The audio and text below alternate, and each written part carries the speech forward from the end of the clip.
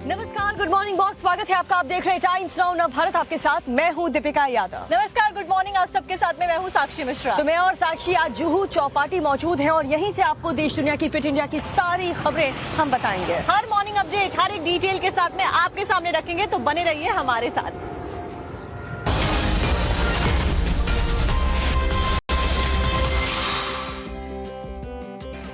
और इस वक्त एक ब्रेकिंग न्यूज आपको बता रहे हैं जिसमें बाबा सिद्दीकी हत्याकांड में एक बहुत बड़ी खबर मिल रही है। जो मुख्य आरोपी है शिवा, उसे मुंबई पुलिस ने गिरफ्तार कर लिया। एक जॉइंट ऑपरेशन चलाया गया जिसमें इस आरोपी को गिरफ्तार किया गया है। बताया जा रहा है कि मुंबई और यूपी एसटीएफ का ये जॉइंट ऑपरेशन था और इसमें कार्रवाई की गई। 12 अक्टूबर को हुई थी बाबा सिद्दीकी की हत्या और उसके बाद से लगातार सभी टीमें अलग अलग जगहों पर अलग अलग राज्यों में इन्वेस्टिगेट कर रही थी। हत्याकांड का मुख्य आरोपी शिवा, जिसका नाम बताया जा रहा है, वो गिरफ्तार कर लिया गया है। शिव कुमार के साथ उसके 4 साथी भी गिरफ्तार किए गए। अब बड़ी बात यह है कि नेपाल की सीमा के पास नानपारा बहराइच से इन आरोपियों की गिरफ्तारी हुई है। आगे की इन्वेस्टिगेशन पूछताछ इन सभी से जारी है।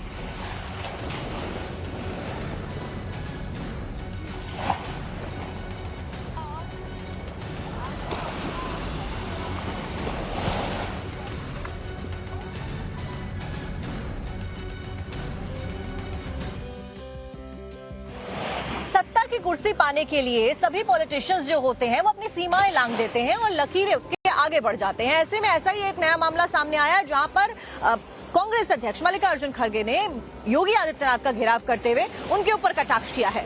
और उसके बाद क्या था? भारतीय जनता पार्टी और साधु संत खड़गे पर भड़क उठे और जम करके प्रहार किया। दिखाते हैं आपको पूरी खबर। उत्तर प्रदेश के मुख्यमंत्री योगी आदित्यनाथ पर मल्लिकार्जुन खड़गे के विवादित बयान से सियासी भूचाल आ गया है। एक तरफ जहां बीजेपी ने खड़गे पर जोरदार पलटवार किया है, तो वहीं साधु संतों ने खड़गे पर हमला बोला है। कांग्रेस के राष्ट्रीय अध्यक्ष खड़गे ने बिना नाम लिए सीएम योगी पर तीखा हमला बोला और वो मर्यादा की सारी सीमाओं को लांघते हुए उनके वेशभूषा और पहनावा पर अटैक किया है। खड़गे ने कहा कि कुछ नेता साधु के रूप में राजनीति कर रहे हैं और लोगों के बीच नफरत फैला रहे हैं, जिसके बाद बीजेपी ने कांग्रेस और खड़गे पर तीखा हमला बोला है। जिस तरह का कटाक्ष मल्लिकार्जुन खड़गे जी, एक बड़े संत और जो मुख्यमंत्री हैं योगी आदित्यनाथ जी, उन पर कटाक्ष कर रहे हैं, किस तरह की भाषा बोल रहे हैं। इतने वरिष्ठ नेता होकर एक युवा मुख्यमंत्री के लिए जिस तरह की भाषा उन्होंने बोली है, उनको मालूम होना चाहिए कि कांग्रेसी की तरह वो नहीं है जो सफेद कपड़ा पहन के सारे काले काम करते हैं और जब भी सरकार बनती है तो घोटाले करते हैं कांग्रेस के लोग। योगी के भगवा वेश पर बयान देकर कांग्रेस अध्यक्ष मल्लिकार्जुन खड़गे चौतरफा घिरते नजर आ रहे हैं और अब बीजेपी इसको भुनाने में लग गई है। बीजेपी के राष्ट्रीय महासचिव और जम्मू कश्मीर के प्रभारी तरुण चुघ ने कहा है कि सनातन का अपमान करना कांग्रेस की आदत बन गई है। लूट खसूट की राजनीति करने वाली कांग्रेस, उन्हें त्याग तपस्या का क्या मतलब? लगातार कांग्रेस भगवा, हिंदुत्व, सनातन का बार बार अपमान कर रही है। कांग्रेस पार्टी और उसके गठबंधन की पार्टियों में अब फैशन बन चुका है कि भारत को गाली दो, सनातन को गाली दो, बांटो और राज करो की योजना पर कांग्रेस पार्टी काम कर रही है। योगी पर खड़गे के शर्मनाक बयान को लेकर विश्व हिंदू परिषद भी हमलावर मोड में है। बीएसपी के प्रवक्ता विनोद बंसल ने कड़ी प्रतिक्रिया दी है और खड़गे से माफी मांगने की मांग की है। मुझे लगता है अब ये संतों के बाल देखने वालों का काल आ गया। अब ये जो कांग्रेस है ना, ये कांग्रेस की ताबूत की आखिरी कील साबित हो गई है। पूज्य संतों पर ही हमेशा हमलावर रहे हैं, नई बात नहीं है ये। कांग्रेस का चाल चरित्र चेहरा हिंदू द्रोही रहा है हमेशा से। कभी भगवा को तो कभी संतों को तो कभी हिंदू को आतंकवादी साबित करने की कोशिश करना, और अब उनके वेश पर भी कुछ प्रश्न चिन्ह लगाने लगे और कहना राजनीति से गेट आउट। इतना दुस्साहस कौन कांग्रेस का? सीएम योगी पर खड़गे की टिप्पणी से संत समाज काफी नाराज है। मल्लिकार्जुन खड़गे का यह जो बयान है, यह संविधान विरोधी बयान है। यह संविधान बचाने का काम नहीं है, यह बयान ही संविधान विरोधी है। इसलिए मल्लिकार्जुन खड़गे यदि 24 घंटे के अंदर माफी नहीं मांगते हैं तो मैं विधिक कार्रवाई कराऊंगा और सुप्रीम कोर्ट तक जाऊंगा और मानहानि का मैं दावा जो है तो इस पर मुकदमा ठोकूंगा। यह व्यक्ति एक तरफ संविधान बचाने की बात कर रहा है, दूसरी तरफ इसका बयान संविधान विरोधी है, जिसको बर्दाश्त नहीं किया जाएगा। और मेरा जो है शासन प्रशासन सरकार से भी यह निवेदन है कि यह असंवैधानिक बयान है, इस पर यदि कार्रवाई नहीं होगी तो उग्र आंदोलन भी मैं करूंगा। कांग्रेसियों, अगर तुमको इतने ही भगवे से तकलीफ है तो तुम राजनीतिक पार्टी खत्म करके और तुम सिर्फ उसका नाम कांग्रेस से बदलकर मुल्ला पार्टी रख लो और सिर्फ मुसलमान की ही चिंता और चिंतन करो। सनातन के पास, सनातन संस्कृति के मानने वाले के पास और हिंदू के पास कभी वोट मांगने के लिए नहीं जाना। अगर हिंदुओं के पास वोट मांगने जाते हो तो चुल्लू भर पानी में डूब के मर जाओ। और रही पूज्य योगी आदित्यनाथ जी महाराज का, वो दिन दूर नहीं है जब वो देश के प्रधानमंत्री होंगे और तुम्हारा सूफड़ा साफ हो जाएगा। आखिर खड़गे ने ऐसा क्या कह दिया कि बीजेपी और संत समाज उनके खिलाफ हमलावर है? तो खड़गे के उस बयान को सुनिए। मैं ये कह रहा हूं उनको, बीजेपी को, या तो सफेद कपड़े डालो या तो सन्यासी कपड़े डालते हो, गेरुआ डालते हो, पॉलिटिक्स से बाहर हो जाओ। उसकी पवित्रता क्या रही? एक तरफ गेरुआ कपड़े डालते हो, जज साहब आपको पूछ रहा हूं, एक तरफ गेरुआ कपड़े डालते हो, दूसरों को उपदेश करते हो, बटेंगे तो कटेंगे बोलते हो, और ये क्यों डाले? अरे आपका काम तो सब कुछ जोड़ना।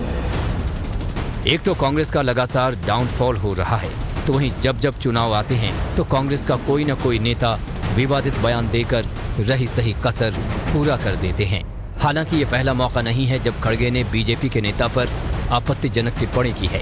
इससे पहले वो पीएम मोदी पर भी घटिया बयान दे चुके हैं। समुद्र किनारे जुहू बीच से लगातार अब तक खबरें हम पहुंचा रहे हैं। खबर नोएडा से भी आपको बताएंगे, जहां पर एक इमारत में अचानक से आग लग गई और पूरी बिल्डिंग में अफरा तफरी मच गई। नुकसान कितना हुआ और आखिरकार ये आग लगी तो लगी कैसे, डिटेल में दिखाते हैं।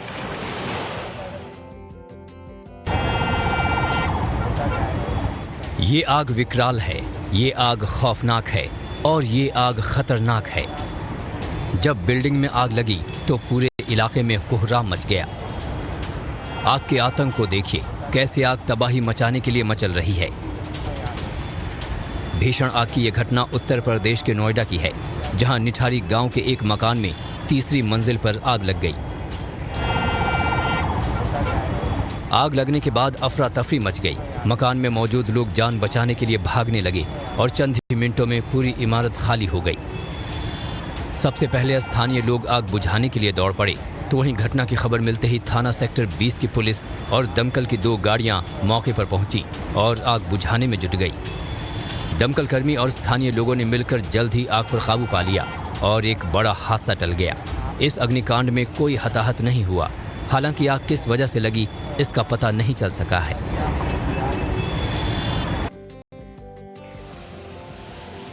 अगली खबर, तनिष्क के शोरूम में, ज्वेलरी शोरूम में भयानक चोरी हुई है। वहां पर सब कुछ सीसीटीवी में कैद हो गया। 1 मिनट 40 सेकंड के वीडियो में पूरी लूटपाट की घटना कैप्चर हो गई। आपको वीडियो दिखाते हैं।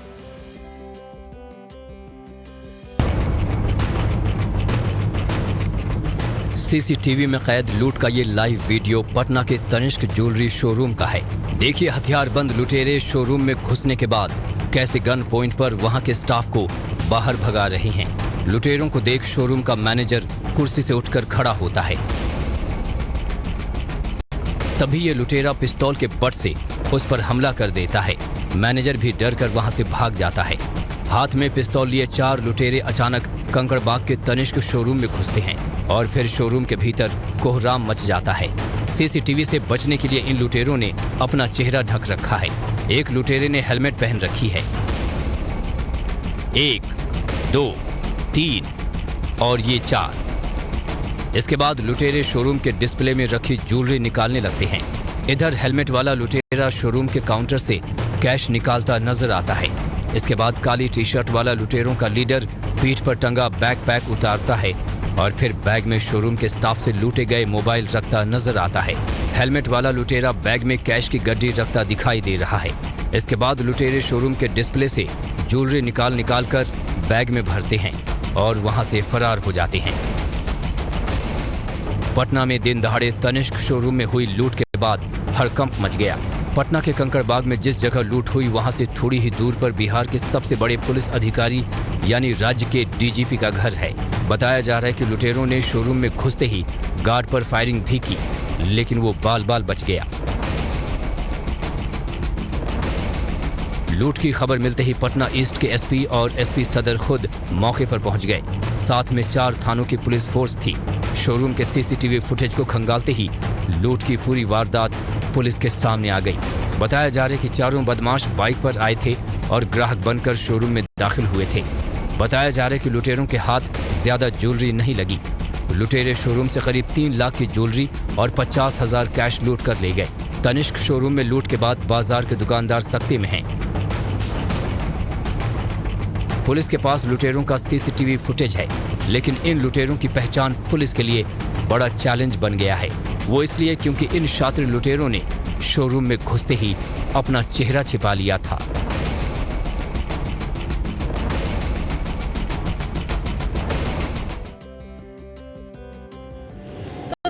राजस्थान के अंतर्राष्ट्रीय पुष्कर मेले की धूम देखने को मिल रही है, जहां पर अलग अलग जगहों से जो पर्यटक हैं वो पहुंच रहे इस मेले का आनंद उठाने। अब इस मेले में देश और विदेश दोनों जगहों से बड़ी संख्या में पर्यटकों की मौजूदगी है। साथ साथ में 2 घोड़े यहाँ पर बहुत महंगे और कीमती रखे गए, जो कि आकर्षण का मुख्य केंद्र बने। से दूर दराज से जो पर्यटक हैं वो पहुंचे हैं मेले का आनंद उठाने के लिए। राजस्थान के अंतर्राष्ट्रीय पुष्कर मेले की ये तस्वीर आपको दिखा रहे हैं और राजस्थान के कल्चर की झलक जाहिर तौर पर इन तस्वीरों में देखने को मिल रही है। और किस तरीके से विदेशी पर्यटकों का स्वागत किया गया और विदेशी पर्यटक खास करके किस तरीके से राजस्थान की जो कल्चर है उसको एंजॉय करते हुए देखे गए, वो आप देख सकते हैं। अभी आप समझो कि 13 साल हो गए। 2011 से हम लोग हर साल घोड़े लेके आते हैं। चंडीगढ़ से 18 किलोमीटर मेन हाईवे के ऊपर कुराली में हमारा फार्म है, स्टड फार्म है, और टोटल 80 एनिमल्स हैं मेरे पास। पिछले मेले में करमदेव पे 11 करोड़ रुपया ऑफर हुआ था हमारा तब देने का, क्योंकि हमने अभी ब्रीड करना इससे स्टार्ट किया है। 5-7 बच्चे भी आए हैं। हमारा मोटिव सिर्फ पैसा नहीं होता। सबसे पहले हमारे पास जब 10, 15, 20 बच्चे आ जाएंगे, इतनी मेहनत की है तो इसका ब्लड रखना एक ब्रीडर के लिए इम्पोर्टेंट हो जाता है। तो इसको ब्रीड करेंगे, उसके बाद कोई विचार बनाएंगे। ब्रह्मदेव की अगर बात करें तो कितना लगभग मान सकते हैं? ब्रह्मदेव का देखो, हमारे को जो हाईएस्ट यहाँ मेले में नहीं, अपने घर पे हमें उसका 7.25 करोड़ रुपया ऑफर हुआ था, पर हमने नहीं दिया।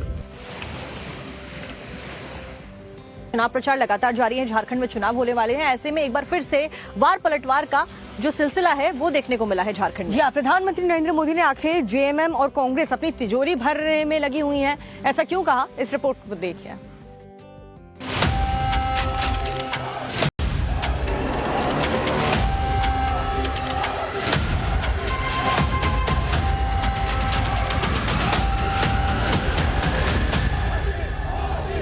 झारखंड में बीजेपी को विजय रथ पर सवार करने के लिए खुद पीएम मोदी ने मोर्चा संभाल लिया है। पहले चरण के चुनाव से पहले पीएम ऐसे गरजे कि जेएमएम और कांग्रेस की सिट्टी पिट्टी गुल हो गई। मोदी की रैली में जनता को कोई बुलाता नहीं, बल्कि पीएम की एक झलक पाने के लिए खुद लाखों लोग दौड़े दौड़े चले आते हैं।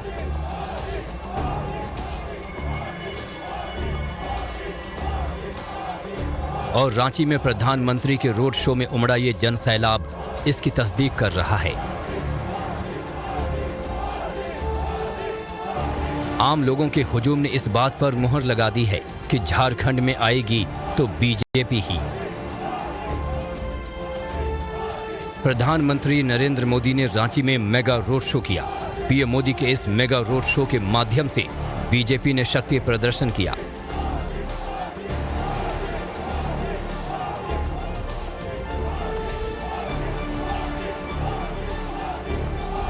भव्य रोड शो के दौरान 501 ब्राह्मणों ने शंखनाद किया।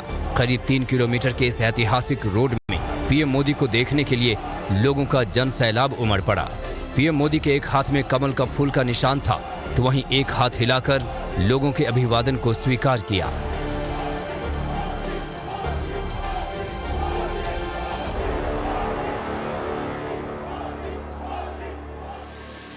इससे पहले पीएम मोदी ने बोकारो और गुमला में रैली की और जेएमएम कांग्रेस पर चुन चुन कर वार किया। पीएम मोदी ने कांग्रेस पार्टी पर आदिवासी समुदाय को अपमानित करने का आरोप लगाया। मेरे आदिवासी भाई बहन हैं। सबसे बड़ी बात, भाजपा एनडीए ने ही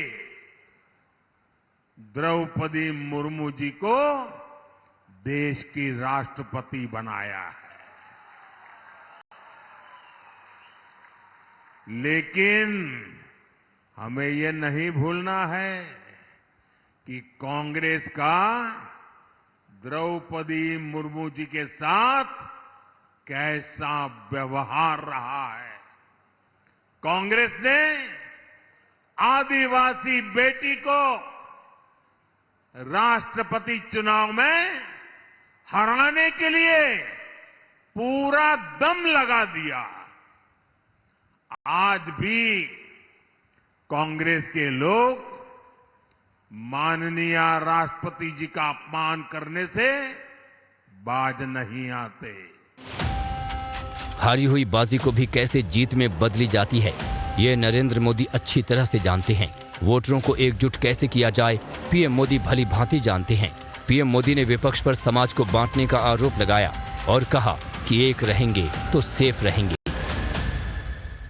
आप जातियों में टूटेंगे तो आदिवासियों की ताकत कम होगी कि नहीं होगी?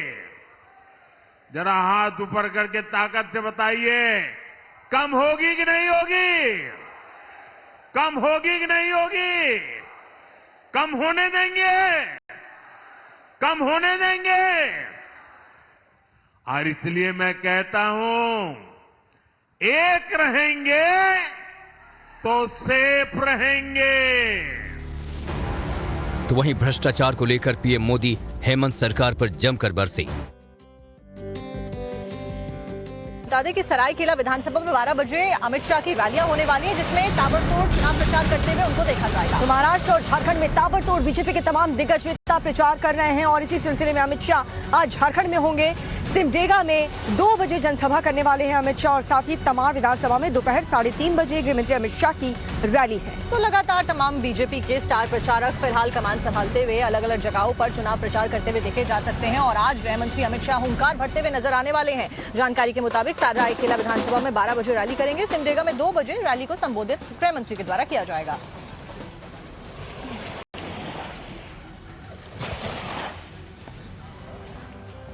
और इस बीच एक और ब्रेकिंग न्यूज आपको बताएं, जिसमें नमो ऐप के माध्यम से प्रधानमंत्री नरेंद्र मोदी तमाम बूथ कार्यकर्ताओं से आज सीधा संवाद करने वाले हैं। झारखंड और महाराष्ट्र के कार्यकर्ताओं के साथ में प्रधानमंत्री नरेंद्र मोदी सीधे संवाद करेंगे, जीत का मंत्र उन्हें देंगे। साथ साथ में किस तरीके से जीत का परचम लहराया जाए, इसको लेकर खासा चर्चा आज कार्यकर्ताओं के साथ एप्लीकेशन के जरिए पीएम की होने वाली है। दोपहर 12 बजे बूथ कार्यकर्ताओं से संवाद रखा गया है पीएम नरेंद्र मोदी का।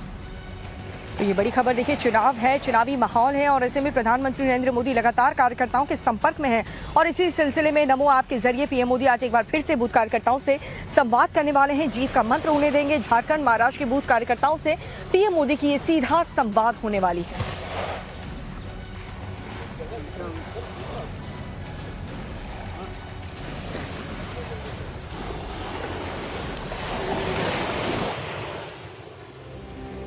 तो महाराष्ट्र में मौजूद है, महाराष्ट्र की राजनीति से जुड़ी हुई पल पल की खबर तो आप तक पहुंचा ही रहे, लेकिन इस बीच यूपी की राजनीति से जुड़ी एक बड़ी खबर आपको बता दें, जहां पर पोस्टर वॉर एक नए मोड़ लेता हुआ नजर आ रहा है, क्योंकि समाजवादी पार्टी और बीजेपी के बीच में नया पोस्टर वॉर शुरू हुआ है। यूपी में पोस्टर को लेकर के सियासत काफी गर्मा चुकी है। झांसी में एसपी नेता ने नए पोस्टर लगाए हैं। पोस्टर में लिखे हैं, जुड़ेंगे तो जीतेंगे, बटेंगे तो कटेंगे, पर पलटवार करते हुए समाजवादी पार्टी की तरफ से ये पोस्टर में लिखा कि जुड़ेंगे तो जीतेंगे। तो बीजेपी के बटेंगे तो कटेंगे वाले पोस्टर पर पलटवार करते हुए समाजवादी पार्टी नेता रोहित सिंह पारीछा ने इस पोस्टर को झांसी में लगाया और उनका कहना है कि बीजेपी बांटने और काटने की बात करती है, लेकिन समाजवादी पार्टी लोगों को जोड़ने की बात करती है और उसी को लेकर ये पोस्टर वॉर आगे बढ़ती हुई यूपी में नजर आ रही है।